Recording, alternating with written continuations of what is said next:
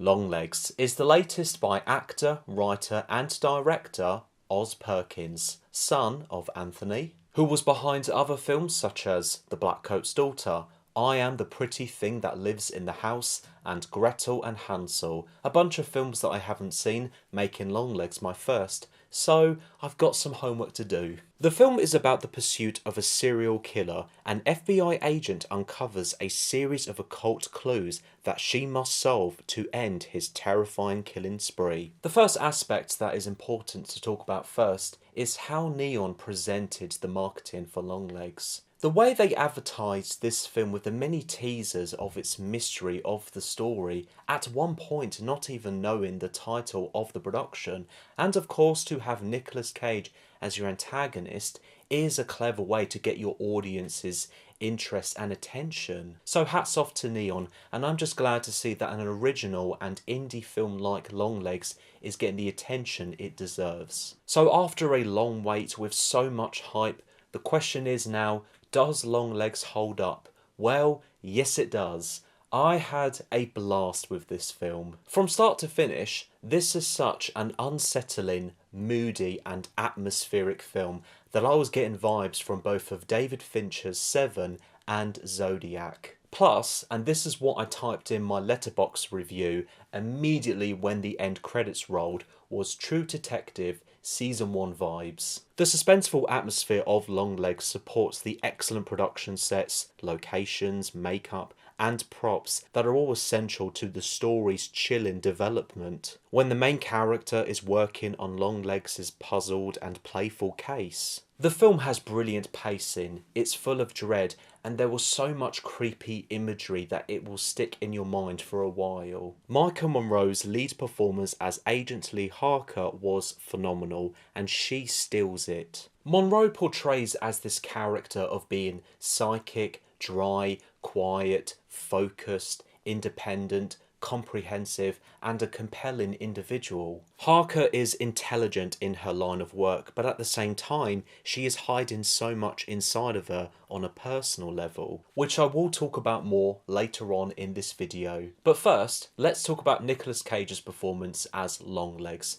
I found him to be pretty damn creepy and terrifying to watch. Cage provides a lot of amusement and unpredictability in what he does and when and where he does it. Longlegs is an individual who loves his own craft and code, no matter how twisted, turning and messed up he wants it to be for Agent Harker and the rest of the FBI to investigate and solve. I think some viewers may not be able to take Cage's performance seriously, which is honestly unsurprising. I was in a packed screening room and there was some nervous laughter, which was understandable, but there was a person next to me who was trying so hard to hold it in of not laughing out loud.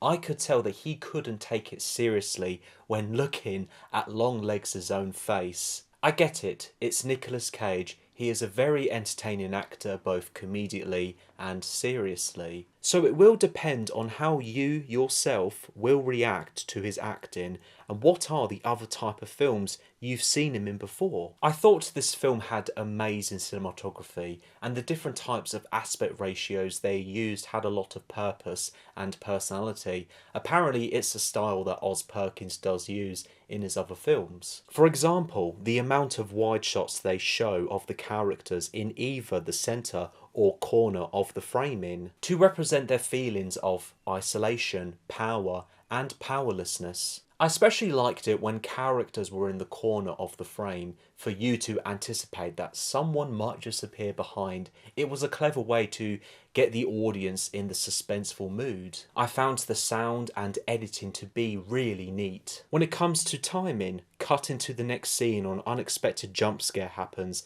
and I felt Longlegs used that familiar horror trope appropriately and just the right amount of times. Let's go back to the personal side of Agent Lee Harker, and that is about the fantastic chemistry between herself and her mum Ruth, played by the brilliant Alyssa Witt. This brings me to what I feel the story of Longlegs is about based on themes. Don't worry, no spoilers. From a brief point of view, this is a film that has a lot of sadness and heart about protection, sacrifice, motherhood and family, and it's not just your typical film of a cop catching a killer. But in all honesty, I felt the emotional engagement when the story develops their puzzling and strong relationship. So at first, the film of Longlegs comes across as a crime, mystery, thriller and horror film. But as it transfers to a more fantasy horror, I found it to be very fascinating. And for this to be my first film by Oz Perkins, I respect him so much as a writer and director. I do think this will be a hit or miss for some, but to me, I feel it makes the film to be self-aware, confident and comfortable in what it's doing. My only issue with Longlegs was some of the humour. Now some of it was done pretty well.